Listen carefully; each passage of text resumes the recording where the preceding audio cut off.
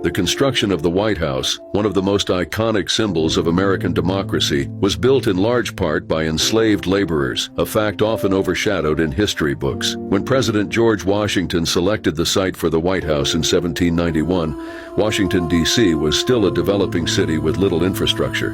In order to build the home of the president, cheap and skilled labor was required, and much of this labor came from enslaved black workers who toiled under harsh conditions with no recognition. At the time, the U.S. government struggled to find enough skilled white laborers willing to work on the project, so they turned to slavery. Many of the enslaved workers were rented out by their owners to the federal government, which paid the slave owners, not the workers themselves. Enslaved laborers performed backbreaking work, including cutting stones, laying bricks, sawing wood, and making mortar. Skilled enslaved craftsmen, such as carpenters, masons, and blacksmiths, also played a crucial role, constructing the framework and intricate architectural details of the building. Documents from the time show the names of some of these enslaved workers, including Ben, Daniel, Peter, and Harry, who were all recorded as laborers on the White House. However, because enslaved people were treated as property, most of their full names were never recorded, and their contributions were largely erased from historical narratives for centuries. The irony of the People's House being built by people who had no rights, freedom, or voice in government is stark. Even after the White House was completed in 1800,